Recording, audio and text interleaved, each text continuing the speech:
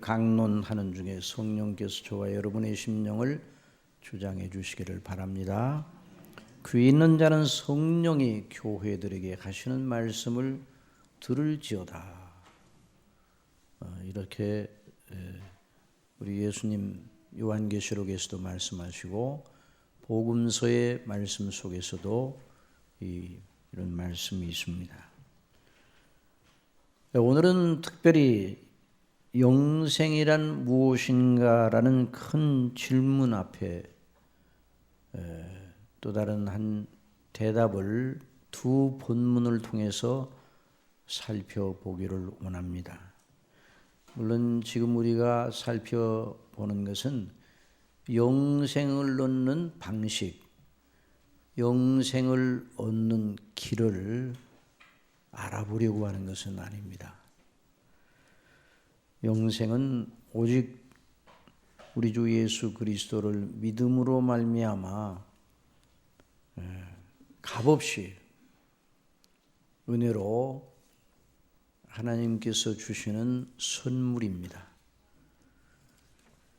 그러니 영생을 얻기 위해서 우리 측에서 더해야 할 것이 하나도 없습니다. 심지어 우리의 믿음마저도 영생을 얻기 위한 어떤 조건을 덧붙이는 것이 아닙니다.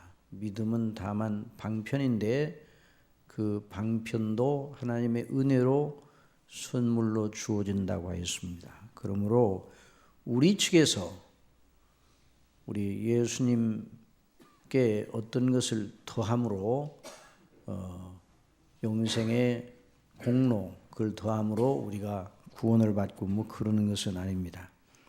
영생은 우리 주 예수 그리스도, 하나님의 아들 우리 주 예수 그리스도를 믿음으로 말미암아 값없이 은혜로 주어지는 것입니다. 언제나 이것을 잊지 말아야 됩니다. 죄의 싹은 사망이요 그리스도 예수 안에 있는 하나님의 은사, 하나님의 은혜의 선물은 영생이니라 분명히 말씀해 주셨습니다. 그러니 우리의 인격의 수양을 더해서 영생을 얻는 것이 아닙니다. 하나님이 세상을 이처럼 사랑하사 독생자를 주셨으니 이는 저를 믿는 자마다 영생을 얻게 하려 함이니라. 물론 그 놀라운 영생의 은혜는 그냥 아무렇게나 주어지지 아니하고 믿음이라는 거룩한 방편을 통해서 주어집니다. 그래서 믿음이 없이는 영생을 얻을 수가 없습니다. 그러나 영생을 얻는데 우리의 것이 첨가된다는 의미에서 지금 말씀을 배우고 있는 것은 아닙니다. 다만 영생을 얻은 자, 영생을 얻은 그 사람 속에서 영생의 놀라운 은혜, 영적 생명의 작용이 그 사람의 인격, 그 사람의 생각과 마음과 행동, 그리고 삶의 여러 가지 방식을 통해서 어떻게 드러나게 되어 있는가. 영생 얻은 사람의 표지를 지금 배우고 있는 것입니다. 그러다니까 여러 시간에 걸쳐서 여러 방면으로 이렇게 말씀을 숙고하고 있는 것입니다. 오늘 두 본문의 내용은 또 다른 표지를 우리에게 분명하게 보여주고 있어요. 영생을 얻은 사람은 어떤 사람인가? 어떻게 영생 얻었음을 나타내는가? 이 두 본문이 아주 극명하게 보여주고 있습니다. 로마서 1장 우리가 읽은 이 본문 말씀은 영생 밖에 있는 사람들에게, 죄 가운데 있는 사람, 하나님의 진노 아래에 있는 사람들의 그 표징입니다. 그리고 시편 116편의 말씀은 영생을 얻은 사람, 구원을 얻은 사람이 보이는 분명한 특성을 드러내 주고 있습니다. 그러니까 우리가 이 두 본문을 함께 강론해 가면 영생 얻은 사람이 어떠한 사람이고 영생 밖에 있는 사람이 어떠한 사람인가 하는 것을 알게 될 것입니다. 그래서 먼저 노마서의 본문을 상고하며 사람들, 특별히 영생을 얻지 못한 그리스도 밖에 있는 사람들, 구원을 얻지 못하고 하나님의 진노 아래에 있는 사람들의 실상을 먼저 살펴보아야 합니다. 그래서 로마서 1장 18절에서 하나님의 진노라는 말이 나옵니다. 자, 영생을 얻지 못한 사람은 어느 아래에 있다고요? 하나님의 진노 아래에 있습니다. 하나님의 진노가 불의로 진리를 막는 사람들의 모든 경건치 않음과 불의에 대하여 하늘로 조차 나타나나니, 그렇게 말씀을 해서요. 죄로 죽어 있는 영혼은 하나님의 진노, 곧 영원한 지옥불에 금방이라도 떨어질 입장에 처해 있다는 말입니다. 언제라도 금방이라도 떨어질 수가 있어요. 그러니까 얼마나 비참한 조건에 처해 있습니까? 그런데도 그걸 모르고 사람들은 태연하게 아무 일도 없다는 듯이 살아가고 있습니다. 그러면서 계속 죄를 짓고 하나님의 진노를 격동시키고 있어요. 자, 물론 사도는 회개하여 주 예수 그리스도를 믿지 않은 채 죽어 하나님 앞에 서게 될 때에 사람들이 이런 핑계를 댈 수도 있지 않을까, 미리 예상적으로 성령님의 인도하심 속에서 예기적인 표현이라 이렇게 말합니다. 앞으로 일어날 일을 미리 생각해서 거기에 대한 대처를 하는 이런 표현 방식이죠. 그래서 핑계댈 수 없다. 그래서 핑계댈 수 없다. 하나님의 진노가 너무 지나치다. 핑계댈 수 없다는 그 말씀을 이 대목에서 하고 있어요. 나는 하나님이 계신 줄을 알지 못했습니다. 하나님이 계신 줄 알았으면 어찌 하나님을 섬기지 않았겠습니까? 그렇게 구실을 대는 사람들의 논리 속에는 책임이 다 하나님께 있다는 거예요. 하나님께서 내게 하나님 계신 증거를 확실하게 보여주셨다면 제가 왜 하나님을 믿지 않았겠습니까? 그런 심사가 깔려 있어요. 인간의 죄악성의 가장 특징적인 요소가 무엇인가? 아주 인간의 죄악의 요소 가운데 가장 진하게 나타나는 게 무엇인가? 모든 책임을 하나님께 돌리라는 거죠. 창조주께 하나님, 창조주께 책임이 있다. 하나님께서 제게 계신 것을 충분하게 알게 하지 않으셨습니다. 알게 하신 책임을 제대로 하지 않으시면서 하나님께서 저를 이렇게 다루시는 것이 정당합니까?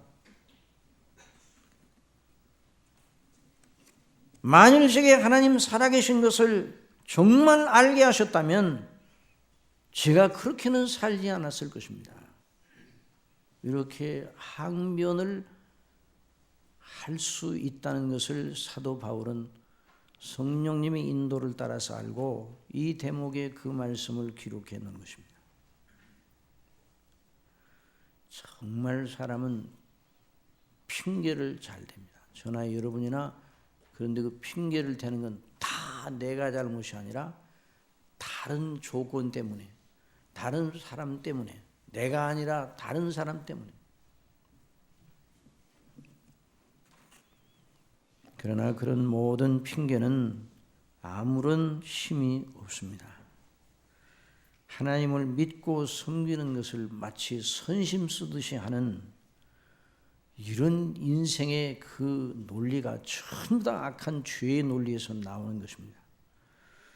자, 하나님께서 하나님 계신 것을 충분하게 알려주지 아니하시고 왜 하나님을 믿지 않았느냐고 물으시며 나를 지옥에 보내시는 하나님의 행사가 어떻게 정당할 수 있습니까?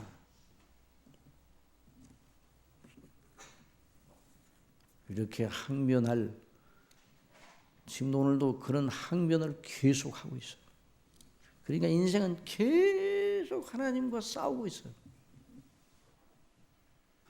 하나님을 대항하여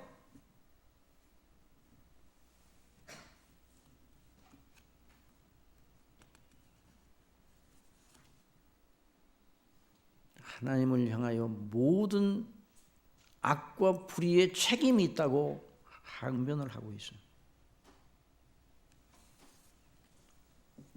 그러나 사도는 그런 핑계를 전혀 할 수 없는 근거를 들이댑니다. 두 가지입니다. 첫째, 19절에 이는 하나님을 알만한 것이 저희 속에 보입니다. 그래서 하나님께서 이를 저희에게 보이셨느니라. 다시 말하면 하나님께서 모든 사람들 속에 어느 민족 어느 시대 남녀노소 할 것 없이 어느 문화권에 살든지 관계없이 모든 사람들의 의식 속에 하나님을 알만한 것을 심어주셨어요.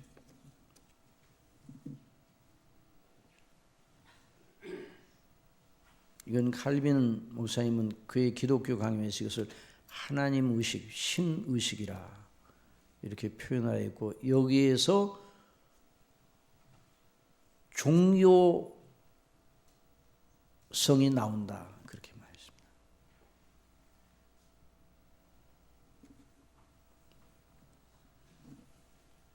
하나님이 없다고 하는 사람들, 무신론자들의 그 심령의 내면 속에서도 그 심령의 내면 속에 이 의식이 소리칩니다. 하나님이 계셔. 무신론자들이 하나님이 어디 계시냐? 책도 쓰고 떠들어대고 그런 연설도 하고, 그럴 때 그 사람의 그 의식의 내면 속에 하나님이 계셔 하는 그런 내면의 양심의 소리가 있다는 것입니다. 여러분, 이성적으로 생각할 때, 믿음이 아니고도 이성적으로 생각할 때, 논리적으로 생각할 때, 흔히 과학을 내세워서 하나님이 없다는 그런 사람들이 많은데, 과학적으로 생각할 때 잘 생각해 보세요.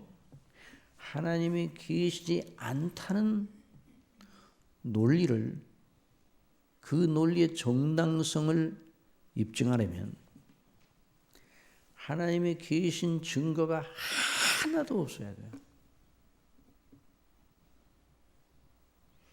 이전에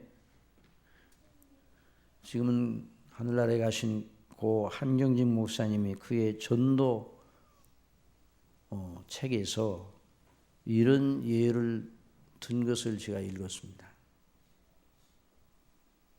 한반도의 해변에 갈매기가 살아있지 않다 하는 이런 주장을 정당하게 가려면, 이성적으로 생각할 때 한반도 해변 전체를 샅샅이 뒤져 갈매기의 분비물 한 점도 없어야 돼요. 갈매기의 깃털 하나도 발견되지 않음을 입증해야 한다. 그런 입증을 하려면 한반도를 적당히 그 해변을 뒤지면 안 되고 샅샅이 뒤져야 된다.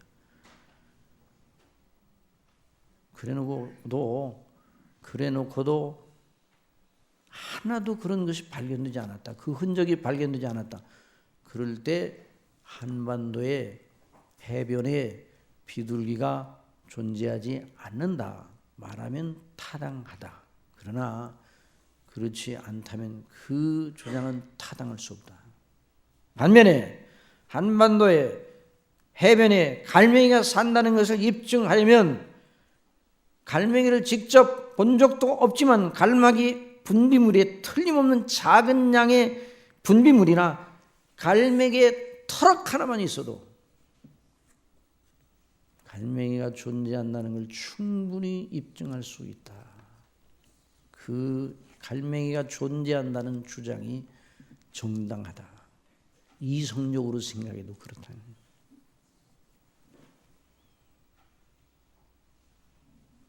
하나님께서 계시지 않음을 입증하려면 자기 속에 있는 하나님을 알만한 의식의 씨를 부인해야 돼요.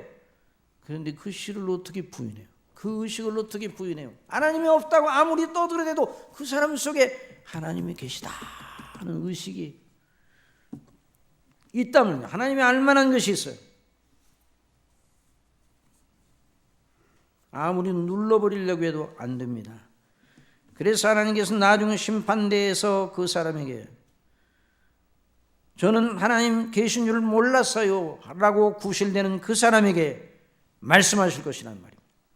내 속에서 하나님이 계시다고 외치는 소리를 듣지 못하겠느냐? 내 머리에 붙어있는 귀가 아니라 내 마음의 귀로 그걸 듣지 못했느냐?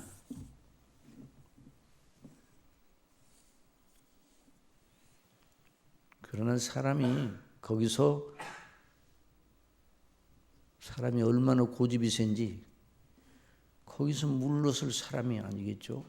사도 바울은 성령의 인도하심을 따라 성령께서 아닌 사도 바울을 통해서 인간의 심리와 그 죄악적인 속성을 너무너무 잘 아시기 때문에 또 이런 말을 할 것이라는 걸 미리 얘기하셨습니다.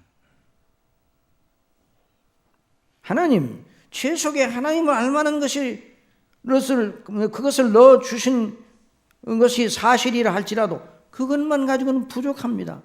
그 소리는 들렸다 안 들렸다 그러고 어떤 때는 너무 희미해서 확실히 분간하기가 어려웠어요. 만일 하나님께서 제게 하나님 계시다는 걸 확실히 보여주려면 제 밖에 어떤 객관적 증거를 가지고 보여주셔야 하지 않아요? 그러면 제가 하나님을 믿고 섬겼을 것입니다. 로마서 1장 20절에 그 하나님의 대답이 들어있어요. 다 같이 읽어봅시다. 시작. 장세로부터 그의 보이지 아니하는 것들 곧 그의 영원하신 능력과 신성이 그 만드신 만물에 분명히 보여 알게 되나니 그러므로 저희가 핑계치 못할지니라. 여기서 뭐라고 말씀하고 계시는 것입니까? 너는 내가 창조한 만물을 평생 보았고 누리고 살았다. 그 모든 것들이 어찌 저절로 제풀에 나서 그런 신묘불축한 조화를 이루었겠느냐. 내가 미술관에 가면 훌륭한 작품들을 보았을 것이다. 그런 작품들이 저절로 되었겠나. 그 작품의 작가가 어찌 없었겠느냐. 작가가 없이 그런 아름다운 작품이 나올 수 있더냐. 그 작품이 그 작가의 솜씨를 드러내듯이 내가 지은 모든 만물은 바로 눈에 보이지 않는 나 하나님의 영원한 능력과 신성을 분명히 알게 드러내는 것이다. 인간은 더 이상 이 하나님의 말씀 앞에 입을 닫고 유구무원이 될 것입니다.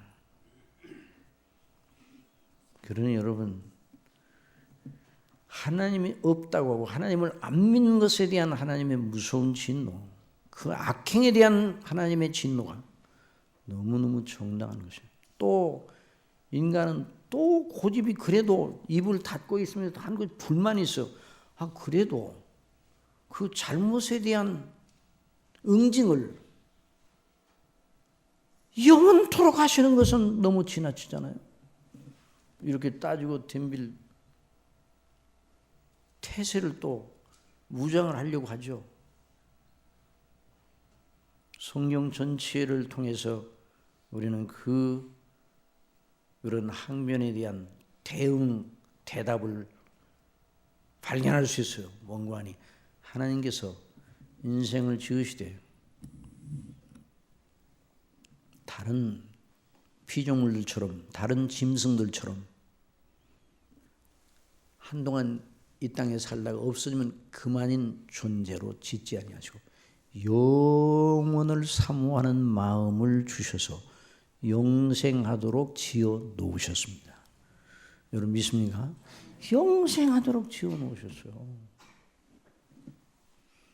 그런데 죄로 하나님 앞에 순종하면 영원히 순종하는 한 죽지 않게 지어놓으셨는데 그것을 막살하고 하나님을 불순종했으니 그에 대한 공의의 하나님의 공의의 처분은 영벌이에요. 영벌.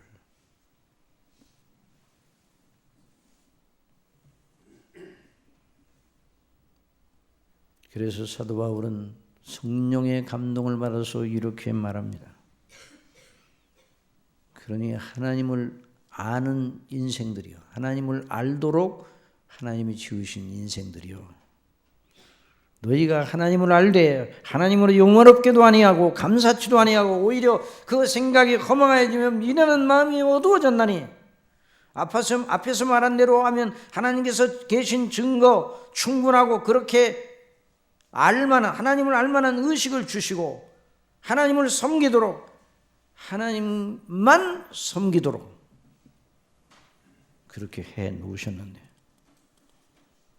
그걸 엉뚱하게 무시하고 불순종하고, 그래서 하나님을 알되 하나님으로 영화롭게도 아니하며 감사치도 아니하고,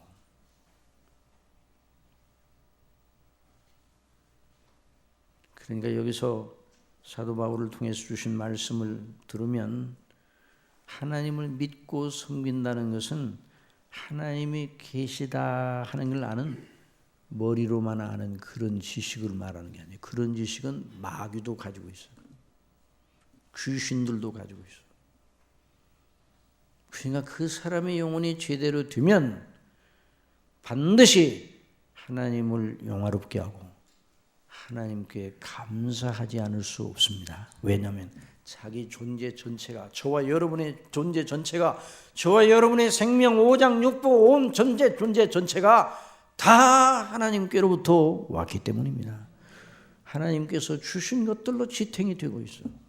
그러니까 하나님 앞에서 어느 것도 하나님 앞에 감사와 영광을 돌리는 대로 우리가 다시 우리의 존재를 돌려드리지 않으면 정당성이 없는 것입니다. 하나님을 믿는 참된 경건은 그러므로 하나님을 영화롭게 하고 또 하나님의 은혜에 감사함으로 늘 하나님께 무릎을 꿇고 찬미하고 경배하는 것입니다. 그런데 여기서 빗나가게 되면 생각이 허망해져 마음이 어두워졌다고 말하고 있어요. 여러분, 하나님께 감사하시기 바랍니다. 하나님을 영화롭게 하시기를 바랍니다. 이걸 삶의 목적으로 들어야 돼요. 그렇지 않으면 거기서 빗나가면 탈선한 기차처럼 돼요. 인간의 역사는 그러므로 하나님을 섬기지 아니하고 우상숭배의 역사입니다. 우상숭배의 역사는 아담이 범죄한 시점으로부터 시작된 역사입니다.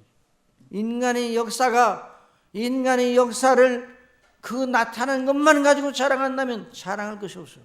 하나님께서 그럼에도 불구하고 인간의 역사가 왜 진행되도록 하시는가? 그렇게 인간들이 악을 행하고 그렇게 우상을 섬기고, 여기 있는 말씀 보면 스스로 지혜에 따라 우준하게 되어 썩어지지 아니하는 하나님의 영광을 썩어질 사람과 금수와 버러지 형상의 우상으로 바꾸느니라.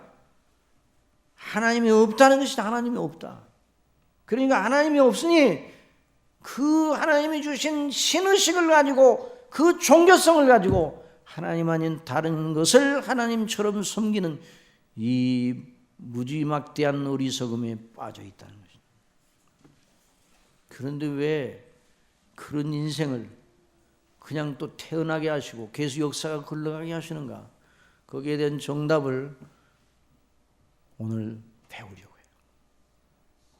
하여간 먼저 본질상 우리 모든 인생들이 어떤 자리에 있는가? 죄 중에 있어 영적으로 죽어 있어 하나님의 진노 아래에 있다면 지옥 형벌 아래에 있어요. 그러니 하나님을 영화롭게 하지 못하고 감사치 못한 데 대한, 그리고 우상을 섬기고 그 악을 행하는 데 대한 모든 책임을 하나님께서는 물으시는 것입니다. 그에 대한 형벌, 지옥이요.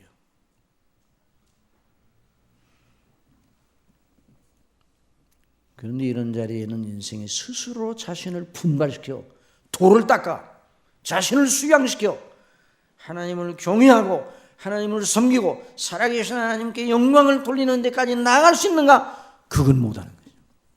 그러면 또 이렇게 말할 수 있어.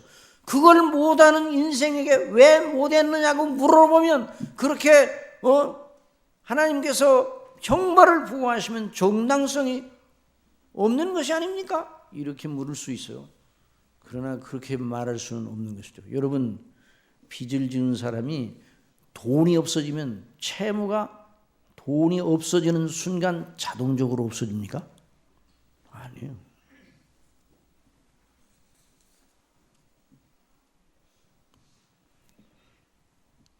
그럼 인생은 소망이 없는가? 자체로는 소망이 없습니다. 자체로는 아무리 인간성을 고양시키고 종교의 시야에 하나님을 알만한 것을 고양시키고 훈련을 시키고 막 한다 할지라도 그거 가지고는 소망이 없습니다. 그러니까 저와 여러분은 자신을 바라보는 데서 떠나야 됩니다. 물론 우리 자신이 연약하다는 것을 아는 데 있어서는 그래서 자신을 살펴봐야 되지만, 그러나 소망, 거기서 자신을 건져내는 그런 면에서는 나도 남도 아무도 피조물의 세계에서는 출로가 없습니다. 그 자체로는 소망이 없습니다. 그러나 소망이 있습니다. 하나님께서 창세전에 그 사랑하시는 백성들을 위해서 세우신 영원한 작정, 그 작정대로 오신 예수 그리스도, 그 뜻대로 십자가에 못 박히시고 다시 사신 우리 주 예수 그리스도, 그분 속에 저와 여러분의 완전한 소망이 있습니다. 이게 바로 복음입니다.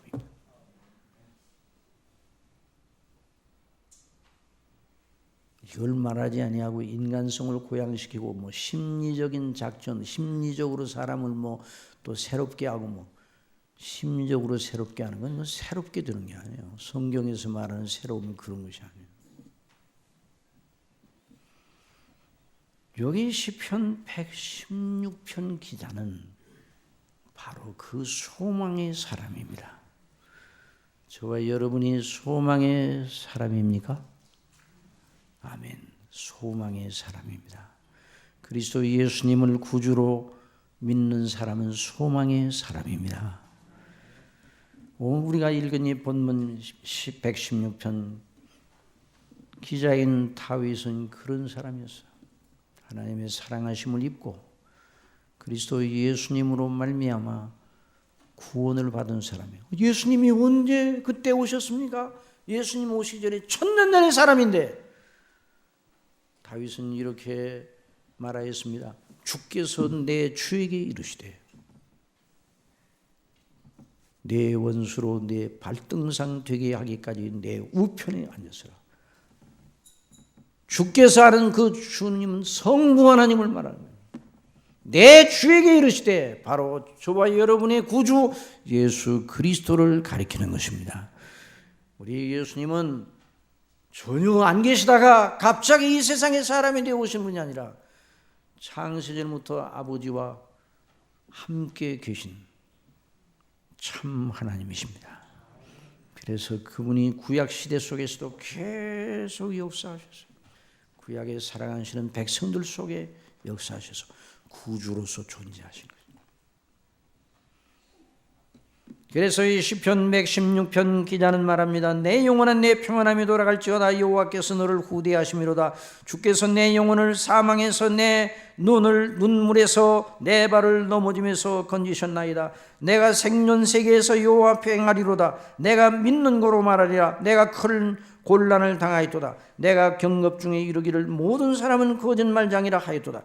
여호와께서 내게 주신 모든 은혜를 무엇으로 보답할꼬? 내가 구원의 잔을 들고 뭘 들어요? 구원의 잔을 들고 여호와의 이름을 부르며 여호와의 모든 백성 앞에서 나의 소원을 여호와께 갚으리로다. 하나님의 택하심과 그 은혜로 부르심을 받아 회개하고 예수 그리스도를 믿어 영생을 얻은 저와 여러분과 똑같은 사람이 바로 이 다윗이었습니다. 그 사람은 하나님의 의로우신 영원한 진노, 영원한 지옥, 형벌로부터 아주 영원히 구원을 받은 사람, 의롭다 하심을 받음으로 예수 그리스도의 피로서 씻음을 받고 그 예수 그리스도의 의로 전가를 받아 그 의가 우리의 의가 되어서 하나님께서 우리의 의로 여기셔서 의롭다고 선포해 주셔서 그리스도 안에는 새 생명을 우리에게 주셔서 다윗이 그런 놀라운 사람이었습니다. 여러분 여기 있는 말씀 보면 내 영혼아 내 평안함이 돌아갈지어다 여호와께서 너를 후대하심이로다. 여호와께서 내게 선하시도다. 여호와께서 너를 그냥 대우하신 것이 아니라 넘치도록 대우하셨도다. 여러분 그리스도 안에서 구원받은 사람이 아니면 이 말을 할 수가 없습니다. 이 고백을 누가 합니까? 물론 어떤 사람들이 자기에게 주어지는 좋은 조건과 일이 잘 풀려나가고 소위 모든 일이 잘 되고 그러면 아이고 이렇게 모든 일이 잘 되니까 너무너무 참 이런 복이 내게 오다니 이런 복을 주신 이가 누군가? 아 그가 하나님이라면 난 그 하나님께 감사하고 싶다 이렇게 말할 수 있을지 모릅니다. 그러나 여기 다윗이 말하는 내 평안함이 돌아갈지어다 한 그것은 단순히 외적인 그런 것이 아니에요. 왜냐하면 그런 것들은 썰물처럼 왔다가 밀물처럼 왔다가 썰물처럼 빠져나가는 것이에요. 그럼 나중에 빠져나갈 때 어떻게 하겠어요? 오라 나는 곤고한 사람이로다 말할 거 아니에요. 그러므로 여기에서 말하는 이 다윗이 내 영혼아 내 평안함이 돌아갈지어다 여호와께서 너를 후대하심이로다. 주께서 내 영혼을 사망에서 내 눈을 눈물에서 내 발을 넘어짐에서 건지셨나이다. 그러니까 구원의 놀라운 은혜를 인하여 기뻐하고 감사하고 있는 것입니다. 여러분 우리 추수감사 예배를 드려 하나님 앞에 영광을 드리고 있습니다. 그러니까 오늘 1년 동안 농사 잘 진 걸 감사하고 우리 삶에 여러 조건이 필요한 것을 때마다 공급하신 거 감사하고 그것도 감사를 해야 됩니다. 그러나 다윗이 이 고백을 한 것은 모든 것이 다 평안하고 잘 될 때 이 고백을 한 것이 아니에요. 그 앞뒤 문맥을 읽어보면 여전히 다윗의 그 삶 속에 다윗의 그 외적인 환경은 언제나 불안하였습니다. 다윗이 목동에서 왕이 되었지만 그래서 참 복 있는 사람이다.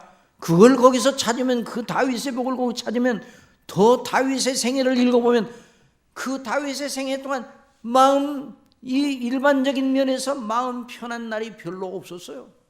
항상 환난과 고통과 그래서 어찌 내 대적에 이리도 많습니까? 라고 하나님 앞에 외치지 않으면 안 될 만큼 그런 때도 있었습니다.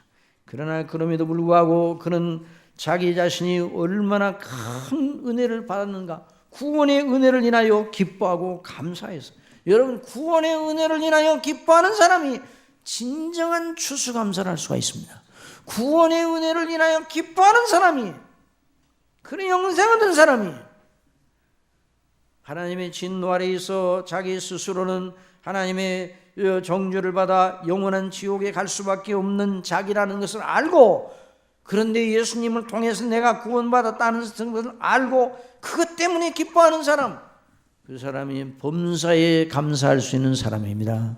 그 사람이 항시적 감사를 할 수 있어요. 한번 따라서 항시적 감사 가변적 감사 가변적 감사는 문관이 감사했다 안 했다 여기 길을 보면 가변 차선이 있어요. 그래서 이렇게 이런 표시가 있다가 여기에 파란불이 들어오면 막 달리게 됩니다. 그런데 지난번에는 달려가는데 어느 날 가보니까 빨간불이 들어와 있어요. 가변 차선이요. 여러분 가변적 감사는 진정한 감사가 아닙니다. 그 사람은 죽을 때 어떻게 감사하겠어요? 그런 사람. 항시적 감사, 구원의 은혜로 인하여 감사, 구원의 기쁨으로 늘 감사하는 사람, 이 사람이 항시적 감사, 그 사람이 요단강을 건너갈 때도 감사함으로 건널 것입니다. 이런 역사가 저와 여러분의 생애 속에 일어날 줄 믿습니다. 이런 믿음을 가지고 이 다윗이 여호와께서 내게 주신 모든 은혜를 무엇으로 보답할꼬? 구원의 잔을 들고 여호와의 이름을 부르며 여호와의 모든 백성 앞에서 나의 서원을 여호와께 갚으리로다. 그래서 여기 대목에 갈린 그 목사님 어떻게 주석했는가 한번 참조해 보았습니다. 구원의 잔을 들고라는 말은 시편 기자는 율법 시대에 있었던 한 관습을 가리키고 있다. 백성들이 하나님께 진실로 감사하려 할 때 잔치를 벌이는데 그때 그 하나님의 은혜를 기뻐하고 감사하는 표시로 잔에다가 포도주를 가득 담은 다음에 그것을 부어 하나님의 은혜를 땅에다 부으며 거룩하게 땅에다 부으며 하나님의 은혜와 영광을 높였다는 거예요. 이 예식은 애굽의 종살이에서 구원받은 것을 상징하는 것이었는데 여기서 하나님의 구원의 은혜를 높이고 기리기 위하여 구원의 잔을 높이 들었다. 구원하신 은혜를 높이 찬양했다 그 말입니다. 여호와의 이름을 부르며, 이 표현은 하나님의 이름, 그 위대하심과 탁월하심과 그 구원의 행사, 그리스도 안에서 우리를 구원하신 그 행사의 아름다운 그 영광과 능력과 효력을 높이어 말하는 것입니다. 여러분, 사람도 뭐 칭찬받을 만한 거 있으면 칭찬해 주잖아요. 어떤 사람이 다른 어떤 사람을 구하다가 자기는 죽고 다른 사람은 살려냈으면 그 사람을 의인이라고 해서 비석을 세우고 그의 일을 칭송을 하잖아요. 그 칭송할 만한 일이죠. 그 일은 정말 칭송할 만한 일이에요. 그런데 여러분, 우리 예수님께서 저와 여러분을 위해서 무엇을 하셨습니까? 하나님께서 저와 여러분 지옥에 던져 영원한 의분의 불을 꺼지지 않고 계속 다 고통스럽게 해야 할 우리를 대신하여 그 우리가 받을 형벌을 그 아들 우리 주 예수님으로 말미암아 받게 하셔서 우리가 그 멸망에 빠지지 않고 영생을 얻게 하신 그 하나님의 행사, 그 아들 우리 주 예수님의 행사, 우리 속에 역사하시는 아들의 영, 하나님의 영 되신 성령님의 역사, 이 성삼위 하나님의 행사를 생각할 때 어찌 우리가 감사하지 않을 수 있겠습니까? 이걸 생각하며 우리 마음속에 하나님의 탁월하심, 하나님의 위대하심, 여러분, 갈릴리에 다니시던 그 주님이 만왕의 왕이셔, 십자가를 지시고 골고다를 오르시던 그 주님이 만왕의 왕이시고 만주의 주가 되시며 태초부터 계신 말씀이요 하나님과 함께 계셨고 그분 자신이 하나님이셨어요.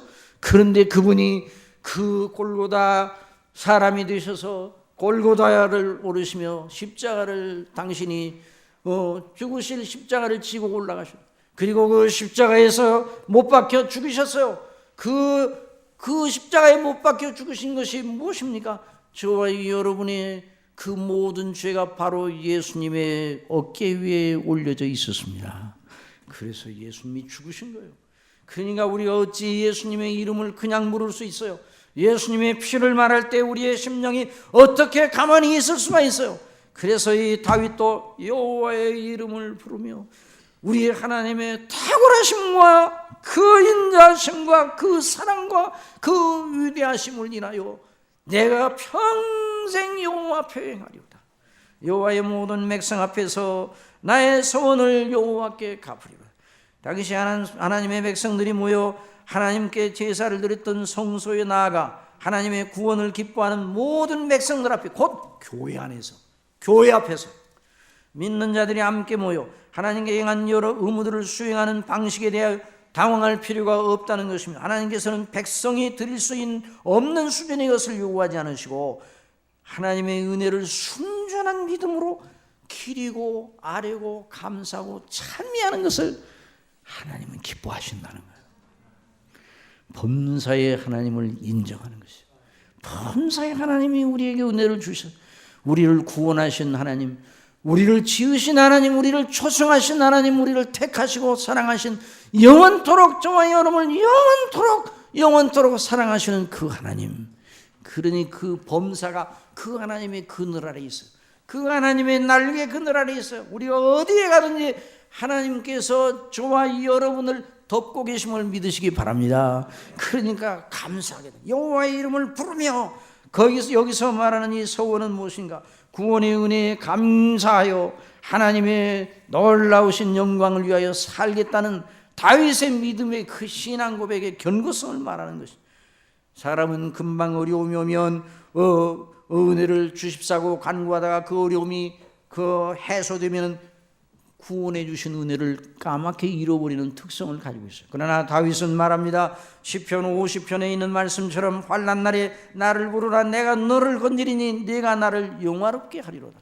하나님께서 환난 날에 하나님의 놀라운 은혜를 구하면 하나님이 건져주신 다음에 여전히 하나님의 은혜의 영광을 찬미하며 나 같은 죄인을 지옥에서 건져주시고 영생 얻게 하시고 또 이 인생의 순례길 속에서 만나는 여러 고초 가운데 필요한 은혜를 주셔서 이기게 해주신 그 하나님, 그리고 영원한 우리의 아버지, 영원한 집을 향하여 이 소원을 갚으려다. 신앙 고백의 그 소원을 온전히 이행하겠다는 그 말입니다. 이런 역사에 있기를 바랍니다. 이것이 바로 진정한 의미의 영생 얻은 사람들의 표지예요. 영생은 무엇인가? 영생 얻은 사람이라면 어떻게 해야 되는가? 한번 따라합시다. 구원의 기쁨과 감사로 항상 하나님께 영광을 돌리는 것, 그것이 바로 영생 얻은 자의 표지입니다. 여러분, 정말 우리를 진실로 기쁘게 하는 것이 무엇인가? 우리를 진실로 행복하게 하는 것이 무엇인가? 우리로 진실로 만족하게 하는 것이 무엇인가? 다른 것에서 기웃기웃하여 찾으려고 하지만은 그런 것들 아무리 들이켜봐도 조금 그저 만족한 것처럼 보이지만 오래 갈 수가 없어요. 여러분, 저와 여러분이 영생을 얻었다는 것을 한번 곰곰이 생각해 보세요. 이 은혜가 얼마나 큰가. 예수님 믿어 10만 년을 살게 하셨다. 그럼 행복합니까? 행복하지 않습니까? 그것만 생각해도 대단해 보이잖아요. 그런데 10만 년도 다 지나가 버려요. 저와 여러분을 사랑하시되 영생을 주셨다는 말씀은 저와 여러분을 보시되 하나님께서 영원토록 하나님 면전에다 놓고 보더라도 질리지 않아요. 만일 말이에요. 가상적으로 한 1000년 동안 봤더니 아이고, 1000년 동안 보니까 슬퍼해져서 너 보기가 좀 그렇구나, 이렇게 만약에 변동이 생긴다면 어떻게 하겠어요? 그런데 변화가 없습니다. 한번 따라합시다. 하나님은 완전하시오. 변화되시는 분이 아니다. 변화는 불완전을 얘기하는 거예요. 완전하셔서 변화되지 않습니다. 모자라지 않으셔요. 스스로 충분하신 분이에요. 그분이 우리에게 영생을 주셨다. 너무 감사합니다.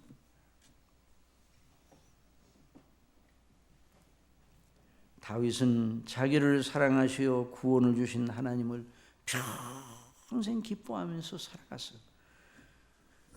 바울에게 물어봤습니다. 사도 바울에게 물었습니다. 바울 사도요, 당신을 기쁘시게 하고 늘 감사하게 하는 것이 무엇인가요? 당신의 모든 서신에서 그 기쁨과 감사가 넘치게 표현되어 있고 빌립보 교회에 보낸 빌립보서에서 보니까 기뻐하다는 동사를 18번이나 썼대요. 그런데 로마의 차디찬 지하 감옥에서 추위에 떨며 고통을 당하는데도 그런 말을 쓰게 한 당신의 비밀이 무엇인가요? 무엇이 그리도 당신을 그렇게 기쁘게 기쁘게 만들고 옥 밖에 있는 사람들에게 오히려 기뻐하라, 내가 다시 말하느니 기뻐하라, 같은 말을 하는 것이 내게 수고로움이 없고 너에게는 난전하니라, 주 안에서 기뻐하라고 말씀하나요? 대답.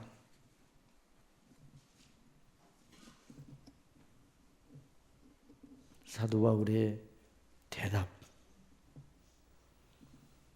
내 주 그리스도. 그것이 사도 바울의 대답이에요. 내 주 그리스도. 그분이 나의 기쁨이야.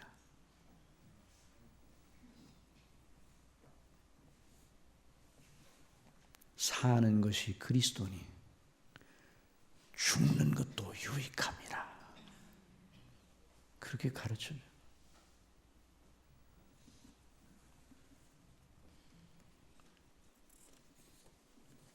학생 여러분, 대학 입학을 위해서 공부해서 이제 내년 2월달, 3월달에는 대학생이 될 여러분, 대학생이 되더라도 너 친구들이 여러분에게 물어볼 때 그렇게 대답하시기 바랍니다.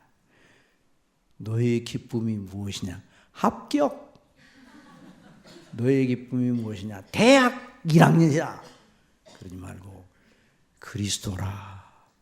그렇게 대답하는 청년들이 되시기를 바랍니다. 최고의 삶을 사는 거예요. 어른들도 마찬가지예요. 어린아이도 마찬가지예요. 너의 기쁨이 무엇이야? 그 비밀이 무엇이냐? 그리스도. 사나 죽으나 나는 주의 것이다. 내가 육체 가운데 사는 것은 나를 사랑하사 나를 위하여 자기 몸을 버리신 하나님의 아들 그리스도를 믿는 믿음 안에서 사는 것이라. 추수감사 예배를 드릴 때마다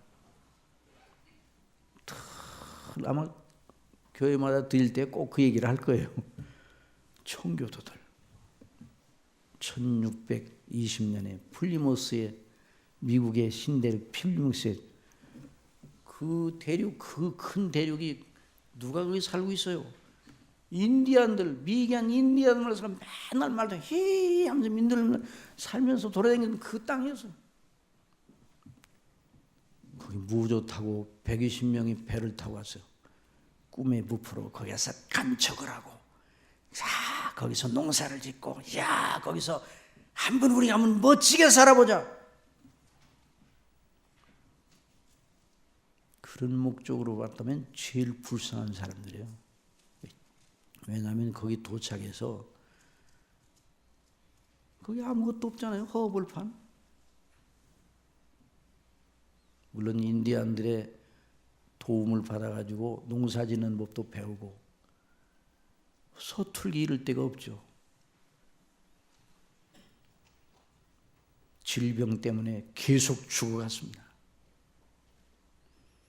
그러니 만일 일반인들이 생각하는 꿈을 가지고 왔다면 제일 누추한 사람들이에요. 그러나 청교도들에게 물어봤습니다. 필그림 파더스, 메이플라워를 타고 간 그분들에게 물어봤어요. 당신들은 무엇하러 그 땅에 갔느냐? 똑같은 대답이에요. 하나님의 영광을 위하여, 그리스도 때문에 영생 얻은 기쁨과 영원한 하늘의 본향을 바라고 믿음의 자유를 위하여 거기 갔노라. 살았노라. 죽었노라. 그러나 우리는 죽지 않고 영생하노라. 이렇게 대답을 하고 있어요. 그런데 그때 그 당시 1620년대 그때 신대륙이 있다는 걸 그들만 안 게 아니에요. 필리핀 아니요 스페인 사람들, 포르투갈 사람들 알았어요. 그 사람들도 거기에 갔습니다. 그들은 그 땅에 뭐하러 갔는가? 노다지. 학생들이 노다지라고 그러면 뭔지 모르겠지. 원래 노타치라는 말인데 그게 우리나라 말 노다지가 된 거예요. 노타치. 황금을 발견하고 난 다음에 요건 내 거야. 노타치 내 거야. 거기서 나왔다는 말이냐. 노다지의 꿈을 가지고 황금을 목적으로 거기에 갔어요.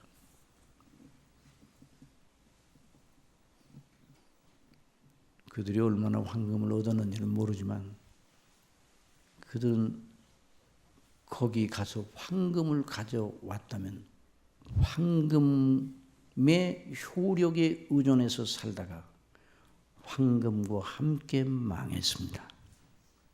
그러나 청교도들은 하나님의 영광만 바라보고 갔기에 그 영원한 본향을 거기서 갔습니다. 그리고 하나님의 놀라운 섭리 속에, 하나님의 작정 속에 그 필그림 파더 그들을 근대사에 하나님의 뜻을 위해서 큰 일을 하게 세운 나라, 어느 나라예요? 미국. 우리나라 사람들이 미국이라는 말 요즘 쓰려고 그러면 어떤 사람들은 좀 기분 나쁘게 생각할 사람인데, 기분 나쁘게 생각하지 마요. 여러분, 미국이라는 큰 나라를, 역사상 지상에 있던 나라들 가운데 하나님을 경외하는 정신으로 세운 나라가 바로 미국이라는 나라. 미국이라는 나라의 설립자들이 되게, 초석이 되게 하셔서 그 꿈을 가지고 거기 간 건 아니에요. 그냥 하나님이 그걸 통해서, 그들을 통해서 그 영광을 나타내시고 역사가 이어가게 하시고 아버지의 뜻을 위해서. 그러면 여러분, 그 사람들이 1년 농사를 듣고 서툴게 지은 농사, 그 추수가 얼마나 되겠어요? 또 계속 죽어가요. 그런데도 그들은 먼저 하나님 앞에 예배드릴 처소를 마련해놓고 그 얼마 되지 아니하는 그 추수한 곡식을 붙들고 하나님 앞에 예배를 드리며 눈물을 흘리며 감사했다. 하나님의 영광을 바라고. 여러분, 저와 여러분은 이 땅의 삶 속에 영생 얻은 사람이라면 항상 구원의 기쁨과 감격으로 깨어있어 영원한 본향을 향하여 나가는 저희가 되어야 합니다. 여러분, 이 세상이 종착지라고 생각하면 안 돼요. 이 세상에서 행복을 만끽하는 자기 실현의 장소로 이 세상을 생각하면 그 삶은 제로 인생이 되는 거예요. 이 세상을 순례의 길로 여기시기를 바랍니다. 하늘의 영원한 나라를 가는, 그래서 히브리서에 나오는 대로 본향 찾는, 하늘에 있는 영원한 집, 하늘에 하나님께서 세우신 영원한 본향을 향하여 나아갔던 믿음의 사람들처럼 그렇게 순례길로 여기고, 여기 이 땅에 있는 동안 하나님께서 주신 은혜 속에 맡기신 사명을 감당하며 주께 충성을 다하는 오직 그리스도,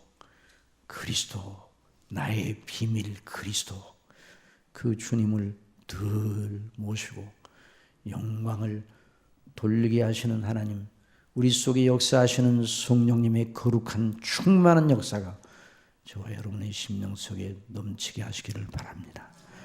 기도하겠습니다. 아버지 하나님, 저희들이 다 하나님의 진노 아래에 있었는데 감사치도 않고 하나님께 영광을 돌리지도 않는 지옥 자식들이었는데, 아버지 하나님, 저희들을 그리스도 예수님 안에서 구원해내시고 영원한 생명을 주시고 영광의 나라의 백성이 되게 하셨습니다. 이 일이 어쩐 일이죠? 이 사랑이 어쩐 사랑입니까?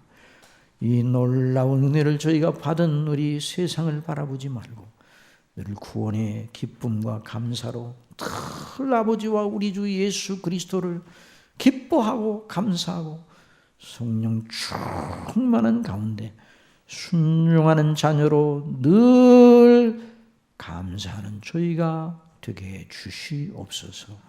하나님의 나라의 영원한 영광을 내다보고 우리에게 맡겨주신 모든 일을 감당하는 이런 놀라운 은혜를 베풀어 주옵소서. 예수님의 이름으로 기도드리옵나이다. 아멘.